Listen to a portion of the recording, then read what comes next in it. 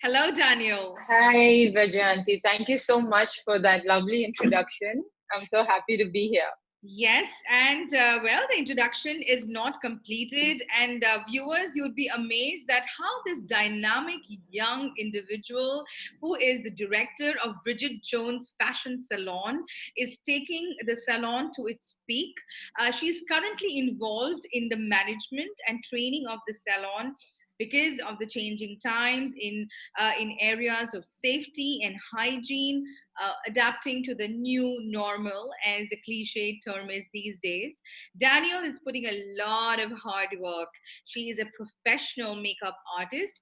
She's graduated from the London College of Makeup, and she's represented India and West Bengal in lawn tennis. How phenomenal that is, Danielle! And I'm waiting to ask you more about that, because here I see a charismatic beauty, an intelligent mind, a sporty attitude, and a lot of entrepreneur in you. So there is so much that I want to talk about you.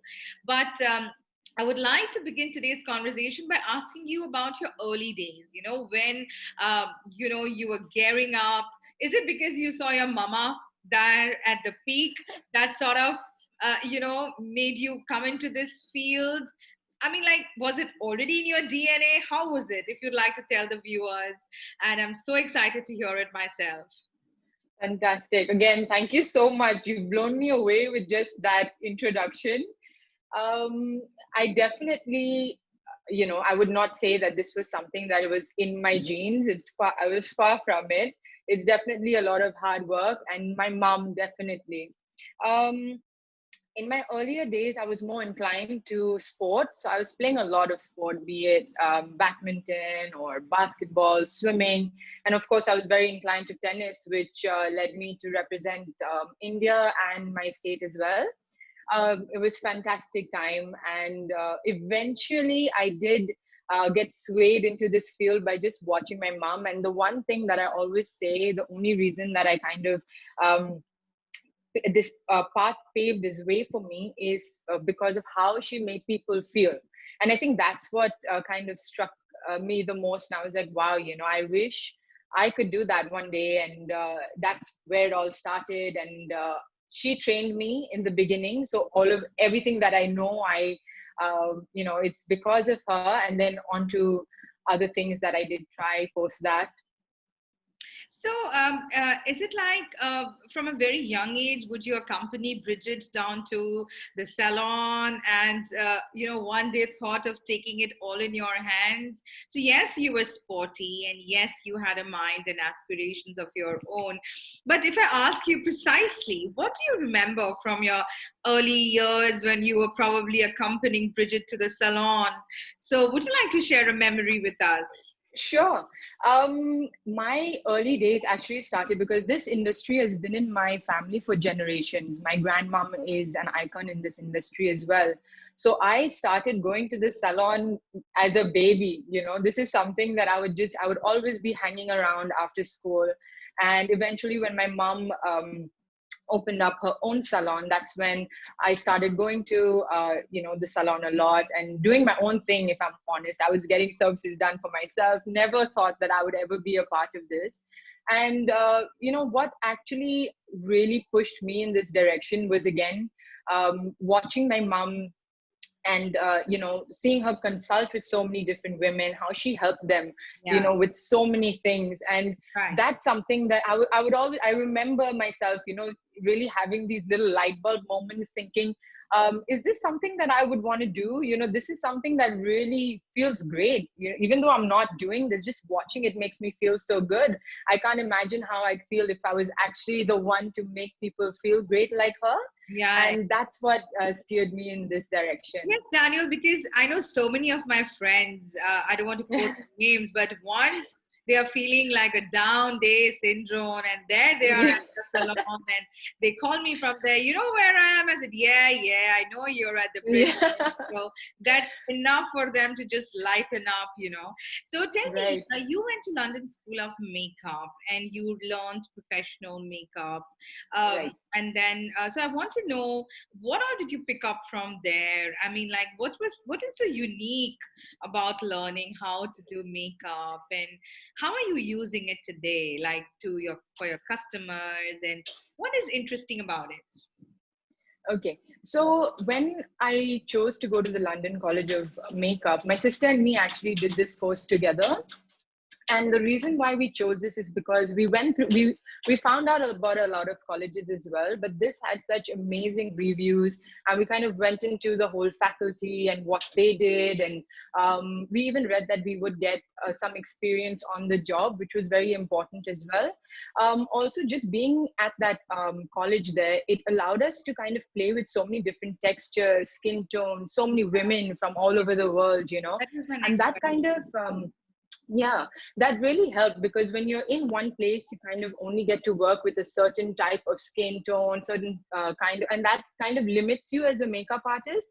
I feel like you should be an all-rounder when it comes to all different kinds of skin, all Yeah. textures, tones, you know. So in that, and I think that learning makeup at a college like that allowed me to be really thorough with my theory as well.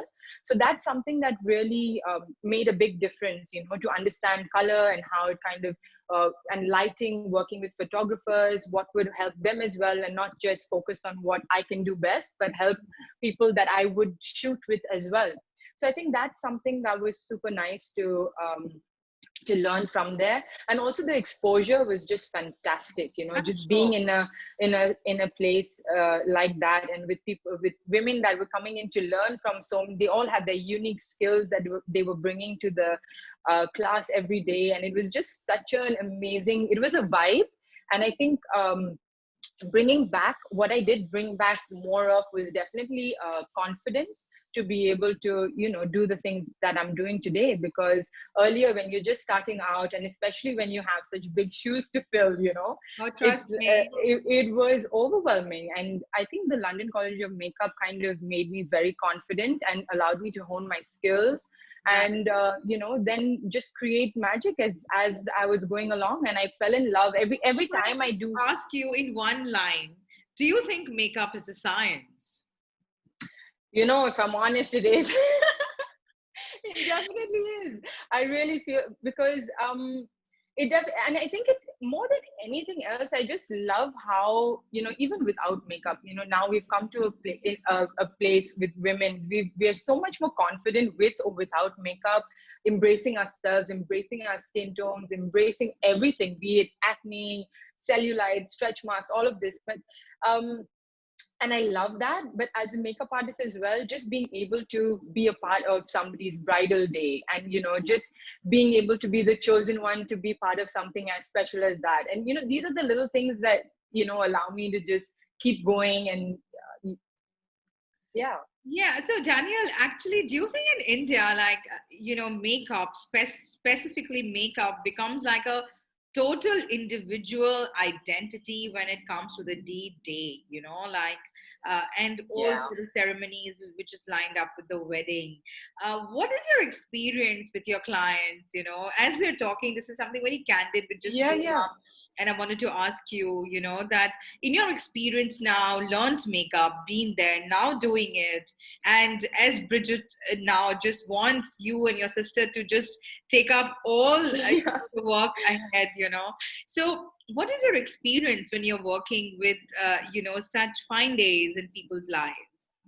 You know, it is the most amazing feeling, I'll tell you that, because this, I know, being a part of this industry as well, and just being around that wedding industry too, is just something that people think of for years before it even happens. So it's not a spontaneous decision, and it's something that they plan so much in advance. And especially with the hair and makeup and clothes, you know, that's something that the girl especially is just, you know, a complete, she knows exactly what she wants, you know, most of the time. Especially now, I get so many women that come to me and they tell me how they want it done. And I think it's so important as a makeup artist to be able to be okay with that, and do what your clients want, because everyone everyone is unique. Like I said, there are some people that would come to me and say, just do whatever you want, just go for it, best. And then there are people that come to me with, they have specifications. And I love that. That's something I never knock, and I'm not never like, let me just do my job. I think that, they help me so much more, because every individual knows what suits them best. They know what they would be most comfortable with. And I think just being a part of a bride's day, the stories you hear, the anxieties, the excitement, all of that, it's just such an amazing, it's amazing. Like as stressful as it is, because obviously the pressure is on, you have to, that the lady has to be in front of so many people, cameras, and then fire, and depending on the event, all of that. So taking all of that into consideration, I mean, it's just one big adventure every time that I do a bridal makeup, and I love it. Makeup artist is there like you with them, who is so welcoming, I'm sure, and not at all fussy in order to make the respective requirements that they come up with. Is fantastic. Yeah. So, Danielle, I was doing a lot of reading, and yes, I do agree the times have changed, and there are women in the society. We accept cellulite, we accept the stretch marks, we accept the no makeup content on the face. Right. But yet today, in the seat of power, in the C-suite executive offices where women go, or a place where you are supposed to go to mark a difference or be the difference, makeup, how you carry yourself, all that is secondary. But the way you are with your skin, how glowing you are, or what sort of a makeup you've done, or are you wearing makeup or not at all, really adds to that one's resume. Absolutely. I should say, because how much ever daunting it is, but it is a fact. Right. That a certain something is expected out of women. Yeah. Women expect it out of women, let alone forget the men altogether. Women expect that out of women. What do you have to say about that? Because I know it's very beautifully to say that, yes, times have changed and we are coming out of that gray area where we're accepting so much, which is there. But yet, the fact is that a lot of expectation is there with women. So as today's entrepreneur, what do you have to say about that? So yeah, I completely agree. I mean, I don't think that this would ever change. I think people would always, expect a certain something from a lady that's in power to present herself in a certain way, visually and aesthetically. But I do feel like, I know a lot of women that get out there who don't, if they don't, I mean, one of the main things I would definitely say is, if you can take care of your hair and skin in terms of, just, can you hear me, Vayjayanti? I think we are. I can hear you. Can you? I think your video is kind of frozen. Okay, yeah, I can see you now. Even on my end, your video is frozen, but I'm sure Hello? think it is. Can you hear me now, Bridgette? I can. Yes. I can hear you now. Can you hear me now? Yes, I was able to hear you. Yeah, please awesome. Continue. Yeah. So, and like I said, I completely agree with what you say, but also another aspect of looking at this is whether people expect it or not. I think individuals themselves, when they put on a little lipstick or a little blusher and just look fresh and feel fresh, that's something, I mean, it's up to the individual, I feel, but it definitely, it just makes you feel good. Sometimes when you just have a different pop of color, or you're just looking a little, you've got your hair done, it's just something that kind of gets those endorphins and all of that stuff just going, the dopamine levels are all over the place. So I think that's something that we can look at, but it's not, I don't believe that someone would have to do something anymore, and I don't think anyone needs to even succumb to that. Even me being a makeup artist, I'm expected to always have a full face on and really get out there. But there are times where I just go out there to do my job, and I don't really bother about the expectations that people have of me. I kind of do what I want to do, and I think most women are now as comfortable in their own skin to do that. So I think that's where Wow, bowing to all of this. as strong and as individualistic as Danielle is, and so much of reflection of Bridgette I see in you. That's phenomenal. So, Danielle, before I actually move towards, in a conversation which is so important to discuss, which is a change times, a business which is all touch, a business Yeah. which you can't do without no touch. I want to finish this part where I actually want to understand, because now that we're talking about makeup and beauty and the rawness of the skin, as a makeup artist, as a wellness coach, what do you have to say about a basic skincare? Do you, as if you what we can do at Okay. which I think that would be very interesting coming from you. So yes, absolutely. So every skin type is different. So kind of generalizing it is going to be very difficult, because that's something that I believe, like, a lot of people just get on there and say, cleanse, tone, moisturize, and everyone's just running in different directions trying to do that. But what works for you may not work for me, and vice versa. So that's very important to keep in mind. But definitely there are a few basics that people can follow, and that is a lot of your skincare and hair care kind of comes from within, more than the products that you're using, or a certain ritual that you're following. They obviously aid and abet in what your goal is, but it's so important, I think, to get a whole lot of fruits in your system. And this kind of definitely helps with your skin as well. Drinking a lot of hydrating a lot of water. Right. Apart from that, I think using specific you can your skincare doesn't have to have 10, 12. Nowadays there's so many things going on where you feel like you're using less, but I still feel like the basics of cleansing your face, making sure that you take all of your makeup off. These things are never gonna, that they can only help you. Another general thing that you can use is a fortifier for your, a hydrator for your eyebrows and your lashes. That's something you can even use natural oils like castor oil and stuff like that, which is a mix. These are things that can be general that people can use. Definitely, toning works for some, doesn't work for some. Yeah, So I had that's this not some. question, because the people I think who have very dry skin should Yeah. avoid It toning. strips it a lot, and Yeah. I feel, yeah, so that it depends. So a lot of people with dry skin can use an aloe vera toner, but sometimes some people with dry skin that use that kind of strip their skin even more, and they're feeling very patchy, very red, very red and itchy, and Right. very inflamed as well.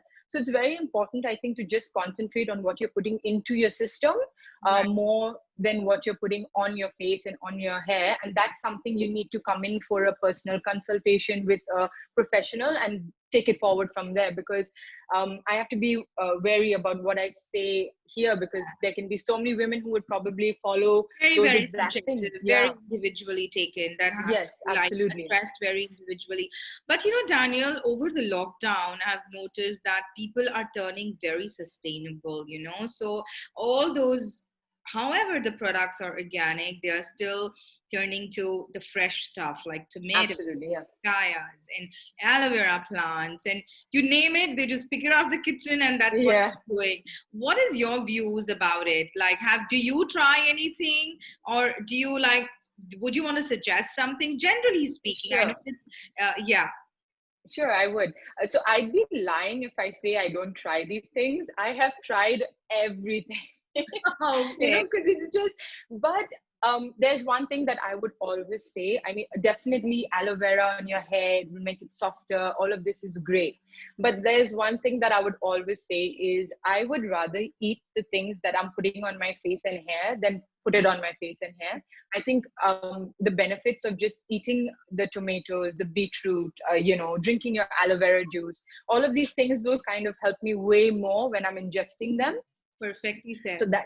that's something that I would like to share. Yeah, yeah. It's like it sort of goes into your system and Yeah, it's absolutely. absorbed at a better rate than putting Yes. it onto your face. So yes, Yes. definitely, I totally agree with that, Daniel. Yeah. So Daniel, another thing before I want to move to the next section is Sure. at your salon also, or I should say, there's so many products now in the market which people are using to tone down the roughness of the hair, through Right. so much of these 3 months, 4 months, 6 months lasting therapies.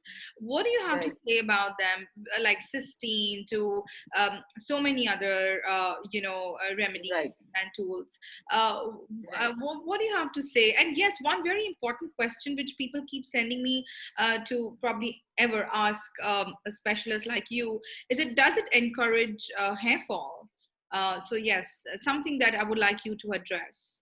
Okay, so definitely there are a lot of treatments that are in the market now, and as a consumer, you need to be super careful of what you're obviously putting in your skin, on your hair, and all of that. So especially for us at Bridget Jones, what we do for us, we want to really see benefits. We want to see results happening, and obviously we don't just want very immediate, quick results that kind of vanish a month later or two, and we want to care for your hair. So that's what we are there for, instead of pushing things that kind of can strip the hair or the skin of their nutrients. So what I would definitely suggest, I mean, I understand every woman, like it's easy for me to say because I can pop into my salon, get my hair done and all of Yeah, that.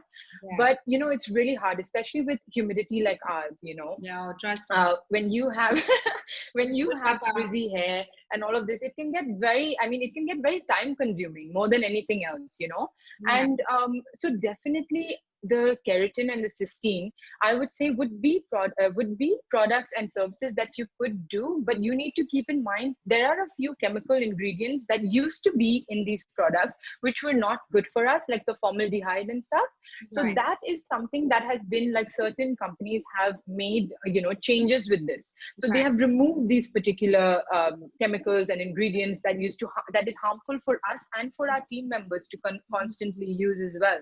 So Mhm. I think just being mindful of having not having these particular ingredients in your products. I think going in for a keratin without this would be absolutely fine. I mean, we've done it a lot as well, and this would definitely not lead to hair fall. I know a lot of people think, coloring their hair would lead to more graying, or I think these are just things that we have been fed with long time ago. And Right, now I feel like there has been such a shift. Like, even people that are developing these products have the consumer's best interest in mind. right.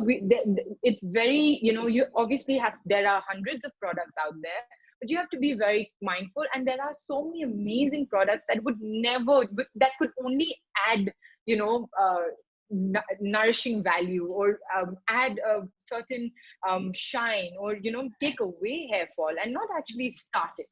But with hair fall, definitely, if you go in, the only way that that could happen is if you go in for something that burns your hair, True. or that's when it can happen. Again, And or it's if you're very having, individualistic, I believe. Like, yeah, yeah, absolutely. I yeah, mean, I wouldn't write off saying that keratin will never cause that. There could be people that would be allergic to something, and that could weaken follicles and could, irritate the scalp and could lead to hair fall. I wouldn't say that it wouldn't, but definitely on a, generalizing that would happen using keratin and cysteine, no way. I mean, we would have been out of business by now, because we've done ample amounts and everyone's come back for more, especially with the new changes. So yeah. it's absolutely safe. And we're very, very conscious about what we use as well. So there is a very big myth, Daniel, about oils. Some of the therapists or salon wellness coaches, they say use oil. Some say don't use oil. There's a very mix. Some dermatologists also say don't use Right. oil. What is your theory behind oil? Okay, so oil is obviously, like, especially here in India, if you say don't use oil, you will be written off. Dadi Like, Makaman what are you, Nuskha is gone. Like like, we had. what are you talking about? But there are ways that you can do it. Now, what happens is, why some therapists do say not to use oil is because when you do use oil on the scalp, right? It is very nourishing and whatever else, but what happens is the removal process of the oil, you Yeah. have that vigorous kind of, Yeah. you're really stripping your scalp, and that kind of loosens follicles and leads to hair fall. It leads to dandruff if you keep it on for too long. Right. And I think this is why people say don't use oil, because of how you would remove that oil. So Right. what one could possibly do is, um, use the oil on the ends of the hair if needed, or if you do use oil, you could even come into salons that have a particular way of removing the oil, which is very gentle, or to be mindful when you are using this. And but I wouldn't write off oil completely. It definitely has its benefits. Yeah.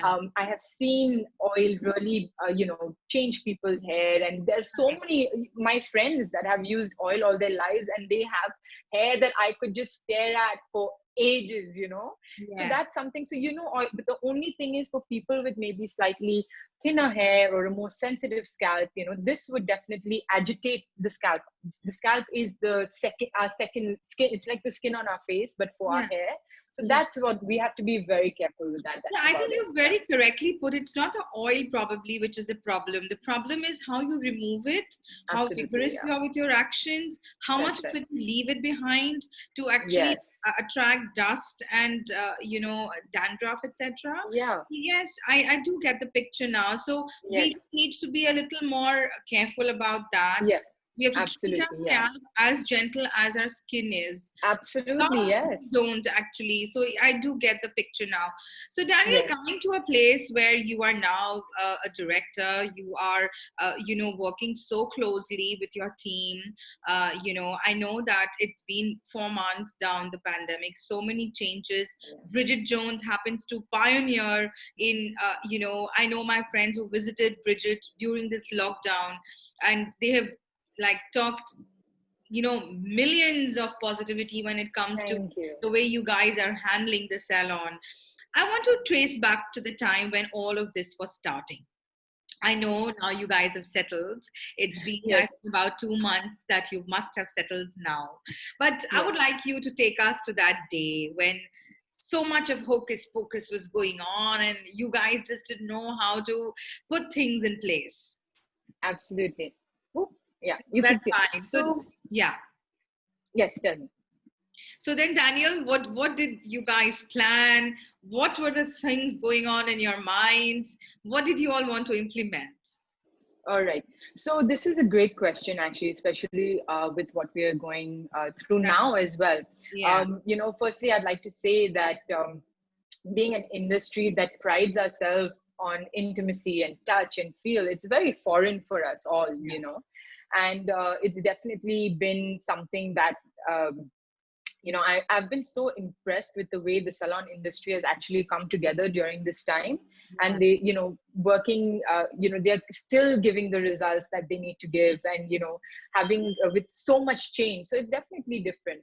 But going back to that time, there was obviously, this is new for everybody. It was such a space to be in. We didn't know whether we should open, whether we shouldn't, what's right, what's good for not just, the money coming in, but what's good for my team, what's good Yeah. for my Safety. clients, all Yeah. of this stuff. So there was so much going on.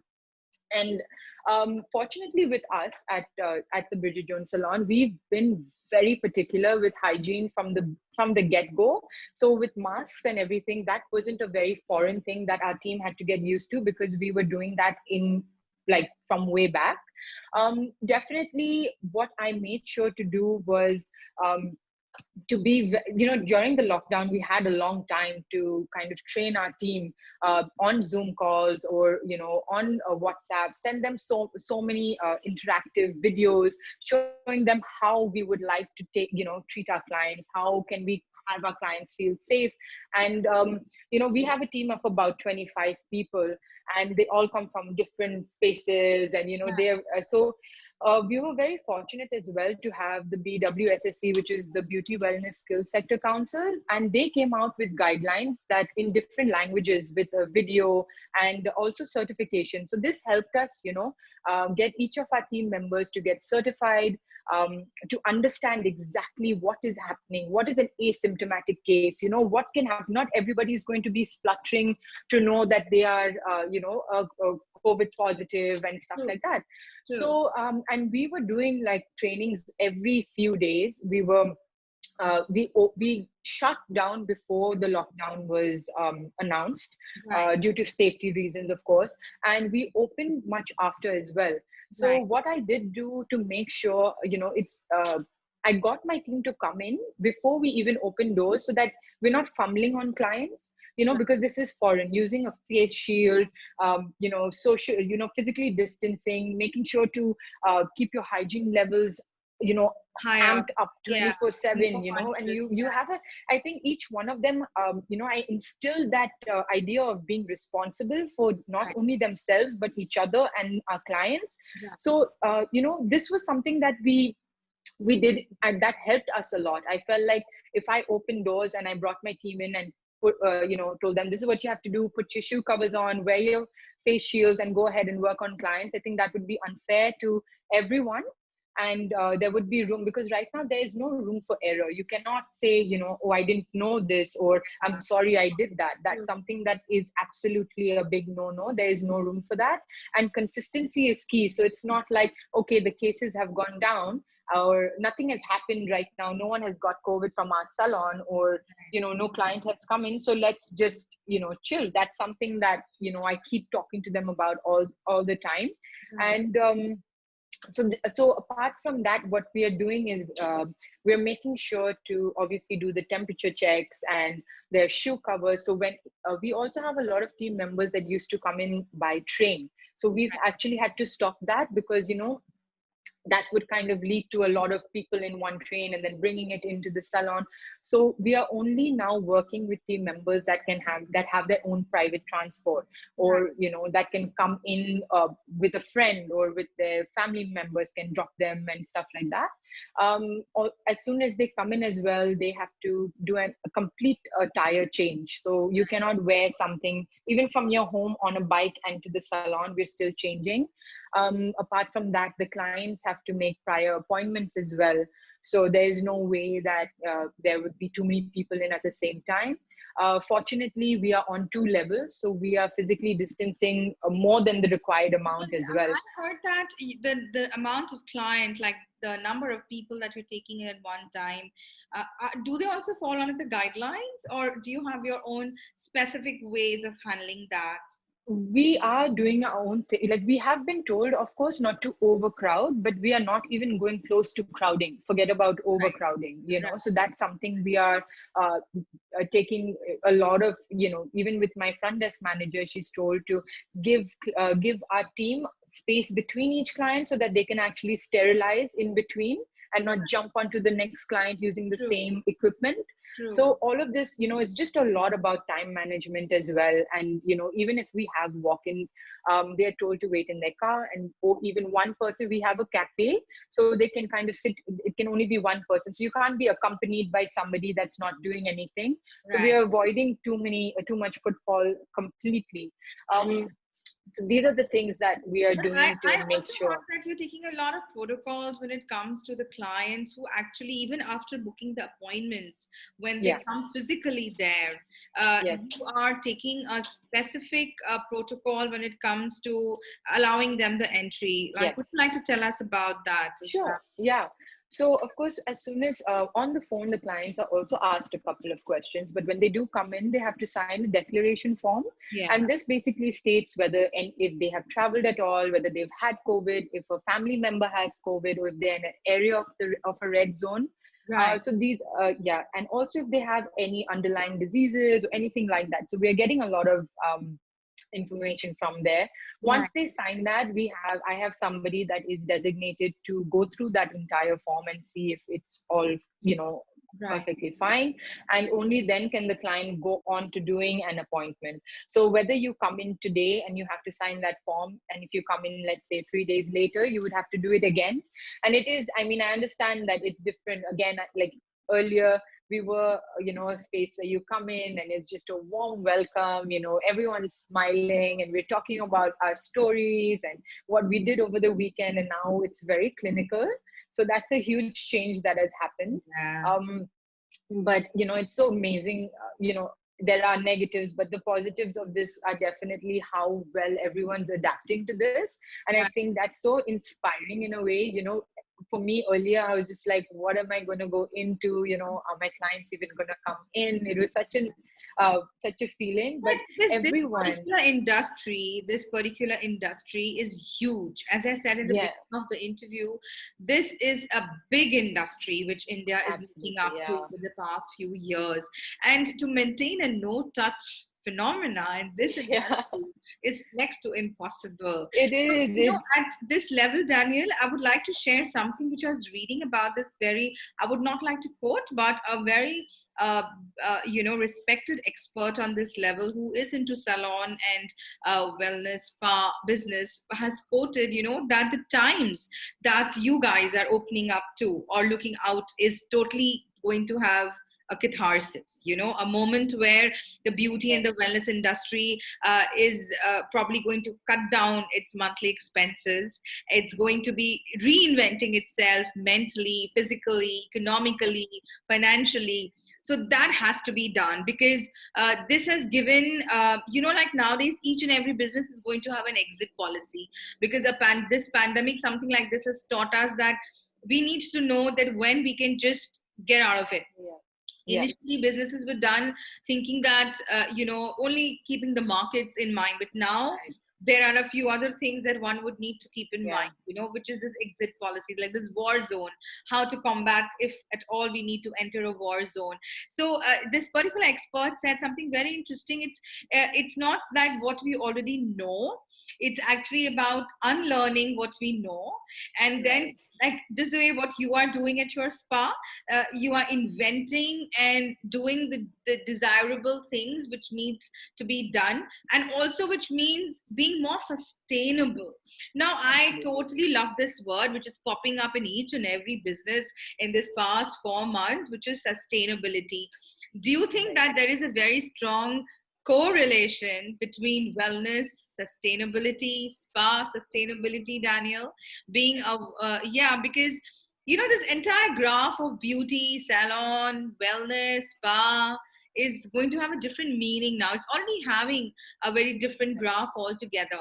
What are your thoughts about using sustainable products?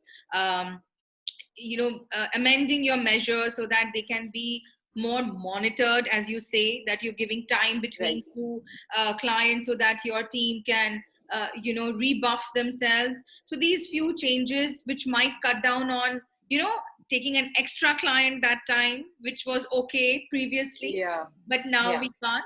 So what do you think your business has a conjunction with sustainability?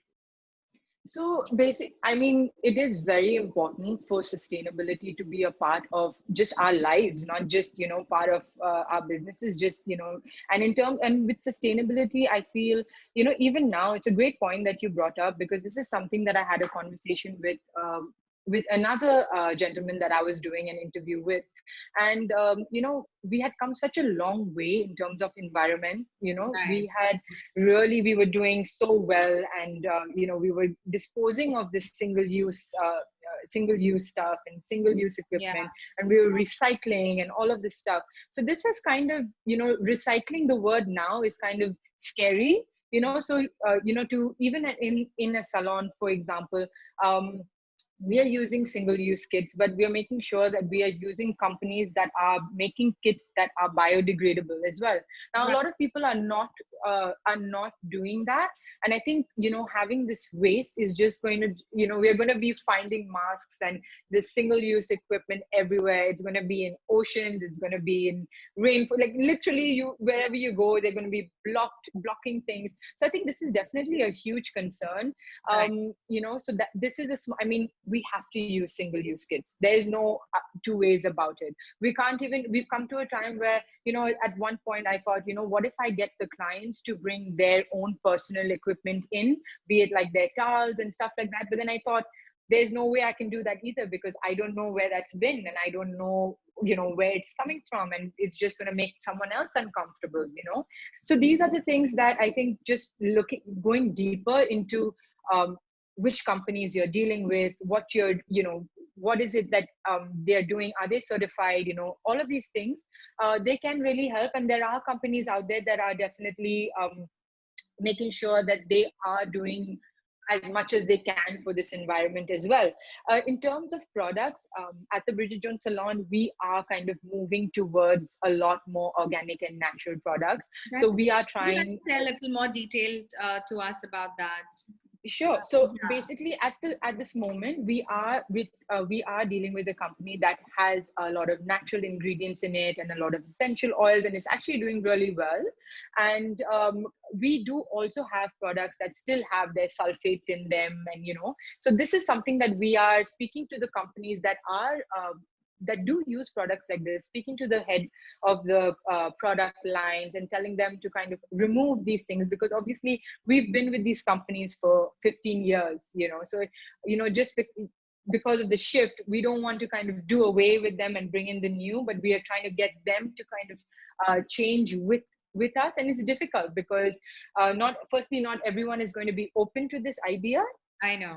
And and I can't push people to do it. I mean, I can say and advise as much as I can, but I know for sure at the Bridget Jones Salon, we are definitely looking to we are working on a complete shift to a more sustainable and organic environment. And we have to be, right now, this is a great, like you said, this word is just being thrown around everywhere, organic and plant-based and sustainable and environmental friendly and all of this. So I think just doing a lot of background work to that is very important as well, because marketing is such a thing. They'll have something organic written, and then below that there's something else in this fine print that we don't read. So I think if you're making a change, and if you're very conscious and mindful about what you're doing, you have to really get down to the root of what is happening, where are their products coming from, what their reason is to be a part of something like this, and then accordingly. So we are definitely on that ball game. We definitely want to bring in a lot of products that are great for us and the environment as well. And I'm really excited. So hopefully if we chat again, I would be able to give you much more detail and let you know the companies that we are working with as well. Yeah, that is great, Daniel. So, viewers, it is absolutely on you as to what choices you are making when it comes to, obviously, because life needs to go on. And why I got Daniel today to talk to you is because we all have apprehensions over time, that should we visit a salon, shouldn't we not? So, yes, if you know about the details, specifically like Bridgette's, where most of us go, and I'm sure there's so many other salons also who are doing close to what Bridgette is doing, or similar, because at the end of the day, they too are worried about the safety of the Absolutely. clients and the team members. There are a lot of changes, as Daniel said, they have made by training their staff, making sure that the customers who are walking in are clearer with their approach towards knowing that they don't bring in any virus with them. So very consciously they are doing these works. And yes, keeping, as Daniel very correctively said, using the usage of the products, bringing in sustainability into more workable norms, is something which is each and every salon should imply. And at Bridgette specifically, they are working with products. So Daniel, it is great that I got into this conversation with you, because I knew what is happening at the Bridget Jones. And yes, and I wanted, so Bridgette was probably just like one beautiful coin that I wanted to, shoot up in the air, but let people know that salons, most of the salons in the city, they are taking, corrective measures, and they should take corrective measures to, take care of the clients and the team members. And if I wanted to actually lead by an example for someone to follow, was Bridget Jones. And that's where Danielle Jones is doing a great job in her compartment of work, taking the legacy ahead. And you're such a warm and a dynamic person to talk to, so docile and so beautifully, collectible when you speak. So I wish you all the very best, Danielle. Thank you so and much. I hope I visit your salon very, very Absolutely soon. Looking forward to having you. Yes, and yes, viewers, do visit Bridgette and do understand that the salons over the city are taking in a lot of care and, to look after your safety. They are changing with times, and it is okay. It is only up to you as to what choices you are making. And also, the safety that you bring to the salons is also Yes. very, very important. So, thank Yes. you, Danielle. Thank you so Thank you very much so much. for being with me Thank today. you. And yes, I will see you very soon. Yes, please. Thank you so much. It was so lovely talking to you. Thank you. Bye bye, viewers. Have a great night. Bye bye, Danielle. Bye. Bye.